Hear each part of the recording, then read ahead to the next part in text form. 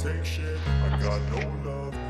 college football playoff will kick off this weekend, highlighted by two matchups that may go down to the wire. Tomorrow night, Alabama on the road facing Oklahoma, looking to avenge their loss to the Sooners earlier this season. Then on Saturday, number 10 Miami will be taking on the 7th-ranked Texas A&M Aggies.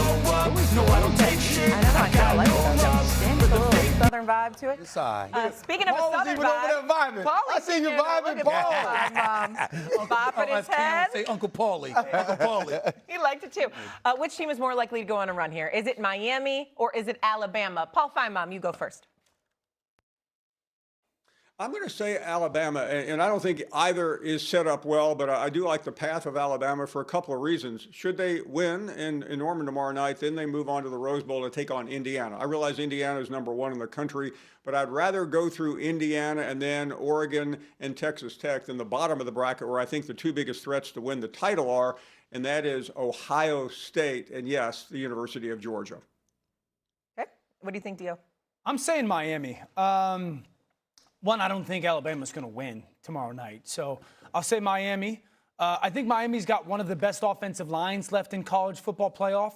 I think they have the second best player left in the college football playoff. I think it's an opportunity. I remember when Mario Cristobal took the Miami job, and it was this conversation of when he was leaving Oregon because he was building this SEC style of program at Oregon, and in the trenches type of program. It was, well, I'm going to go to Miami, and I'm going to build an in the trenches program back at Miami. It's the opportunity to do that. I think it starts against A&M. A&M's an SEC team, obviously. SEC lines of scrimmage. They got one of the best defensive lines in college football, certainly one of the best left in the college football playoff.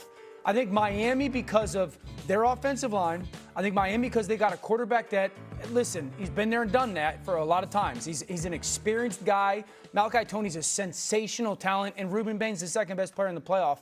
I just don't think Alabama wins tomorrow night, so I'm going Miami.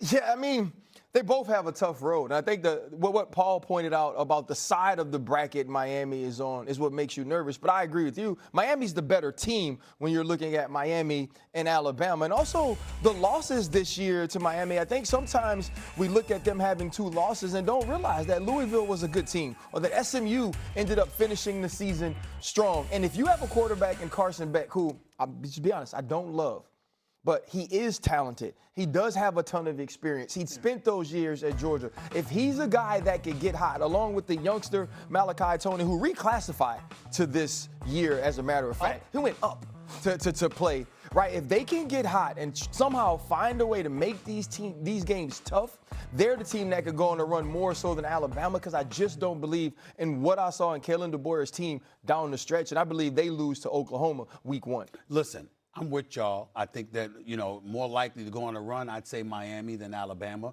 First of all, you're Alabama. You haven't scored 30 points, over in like 2 months against an FBS opponent. That's number one. Number two, you don't have much of a rushing attack. Number three, you can't protect your quarterback. In Ty Simpson, he's been sacked 10 times over the last three some odd games against SEC play. Okay, the interceptions that he's been throwing recently, we got to take that into account. There's too many question marks about Alabama. And by the way, if they win this game, don't they go against Indiana next? Mm-hmm. Oh, whoever wins Alabama or Oklahoma. Yeah.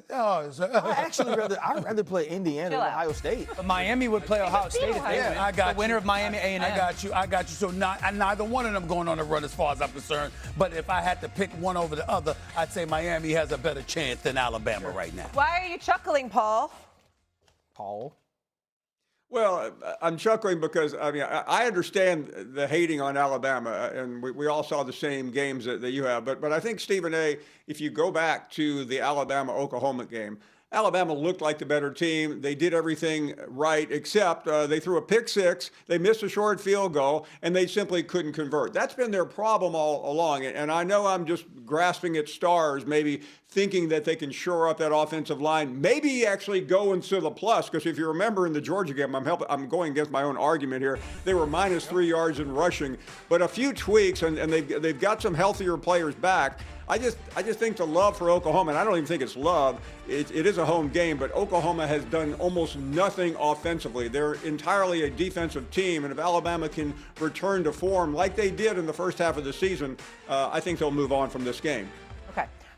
Well, unfortunately for you, Paul, this desk feels like it's a clean sweep, and Miami's going to go a little bit further. Let's zoom in a little bit further, though, here on the Hurricanes, because they need to play well in this game, it feels like, to maybe justify the fact that they got into the college football playoff over a team like Notre Dame, who many thought was the better football team. How well does Miami need to play? How many games do they need to win to justify the argument? Alabama got to play better to justify their bid to me than Miami. At least Miami beat Notre Dame head-to-head. And at some point, we had to make that matter. The committee's problem wasn't putting Miami in ahead of Notre Dame. It was not having Miami ranked ahead of Notre Dame for the 5 weeks prior to making that switch. Sure. Alabama is the team that got to prove they belong here. Alabama is the team that has to prove that they weren't the team that played down the stretch. No concern over strength of schedule. Alabama had the 11th ranked strength of schedule. Notre Dame was at 40. Also, was at 44. And I also watched Alabama play, though. I saw Alabama play down the stretch. And to not look at that SEC championship or to not watch them play against Alabama or to not hold week one's loss against the Alabama Crimson Tide, the way you held week one's loss to Miami over Notre Dame is wrong. They lost to Florida State. And so, yes, there was a point in the middle of this season where Alabama looked like one of the best teams in the country. But that wasn't for a consistent period of time, especially when you look toward the end of the season. Miami's got to play well. Miami's got to play a brand of football that America can look at and say, that's a good football team. That's a good head coach. He's kind of put his stamp on it, and that conference is worthy. Let's cut to the chase here. Alabama struggles and doesn't play well. Next year, the SEC is going to be totally fine. Next year, the SEC is going to have 5 or 6 teams in the playoff. Next year, the SEC is going to be the conference that everyone says it just means more, and they're going to be the kings of the castle. That has always been the case. It will always continue to be the case. The ACC, they're hanging on for dear life. Very little college football playoff people, very little college football people think of the ACC in a level of respect. So for Miami, the team that was in the conversation of should you be in or not, can you go play with an SEC team? Can you be physical enough with an SEC team? Does the ACC actually matter? Do you belong in the college football playoff? That's why there is a tremendous amount of pressure on Miami. Are we going to just say Miami without getting specific and not going to bring up the name Carson Beck? Don't we need to bring him up? I mean, I know he's looked good in the last 4 games, but in their 2 losses against Louisville and SMU, the man threw 6 interceptions. Yeah.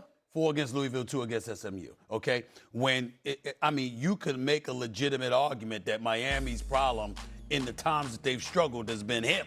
So what are you saying, though? I'm saying, do we have faith that he's going to step up and handle his business? I think he's played good football this year. Over the last 4 weeks? Definitely. I would tell you this, Stephen. I think there's 2 quarterbacks definitively in the college football playoff that can very much so change their NFL prospect. Beck and Simpson. I would tell you it's Ty Simpson and Carson Beck. I don't think Beck. Oh, absolutely. You know why I don't feel that way? Because he had a problem his last year at Georgia throwing interceptions, and he had a problem this year in gaps. I'm talking about. I think that's what's going to be held against them more so than they find an excuse not to pick you. But I think Tom's Okay. All right. So Paul, will you jump in here? Which team do you think needs to play better to justify their CFP bid? Miami or Alabama? What do you think? Yeah. I think it's Alabama for a lot of reasons, but none more than Monday, if Alabama loses at 10 o'clock Eastern time, Stephen A. Smith is going to come on here and lambast Alabama because Alabama is the bigger brand. They are the bigger name, and he is going to rain hellfire on the Crimson Tide. Am I right? Yes. Yes. I mean, listen, they better not lose this game. They better not lose this game. And then listen, Paul, before you came on the air, I reminded everybody, Kalen DeBoer has lost 7 games. Yeah. If he loses, that'll be 8. Nick Saban he lost 6 in the last 4 years of his career at Alabama. I'm just telling you, whether it's fair or not, that's what's going on in Alabama. You cannot do this. You cannot lose another game. To lose to Oklahoma 3 times in 13 months? Cannot happen. Paul, I have a question. That cannot happen. Paul, I have a question. And what Dan is saying is very true, right? The SEC will be okay if Alabama doesn't play well. Okay. I don't think people ever compare the ACC and the SEC when it comes to football. But now Alabama will be a team that Georgia will still be playing. Ole Miss may still be playing. Texas A&M may still be playing. It's not about the entire SEC. How much will this affect the perception of Alabama if they don't play well in this game and Oklahoma moves on?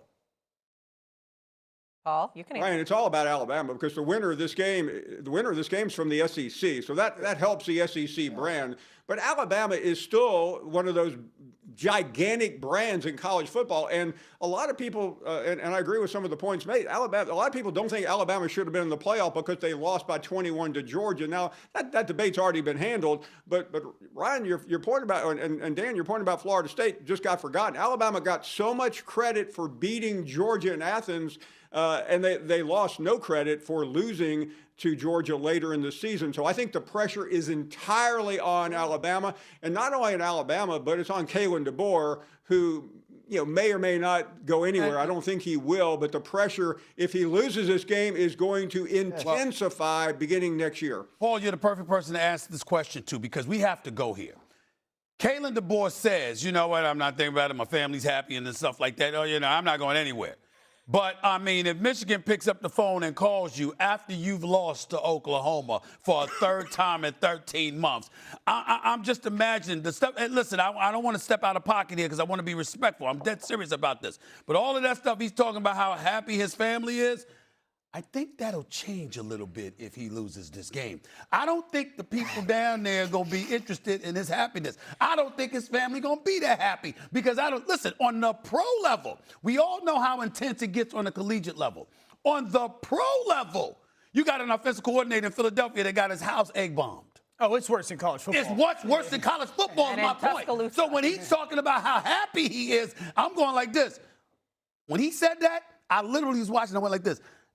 That's for now. You also got to remember that might not be the case next week. People down there poisoned a tree. Yes, sir. How can you hate a tree? That's right. That's how serious it is down there. That's how serious it gets. It's because it's on a certain I'm just telling you, man. That's how it was with UConn and Rutgers. No, Paul, am I lying, like Paul? Am I lying, Paul? No. Check back at midnight tomorrow night if Alabama loses this game. Kalen DeBoer's family may be happy, but there won't be an Alabama fan in the state happy with him. Yeah, there it that's is. real. And if that's not the case, they're going to see to it that they make his family unhappy. We'll leave that there. Let's not do that. Thank Let's you, not do Paul. that, Alabama. Goodbye, Paul. Yeah, like Let's not that's do that. fine. We do have more college football, though, to I'm just come later telling on you. in the I'm not saying they're show. gonna do anything illegal.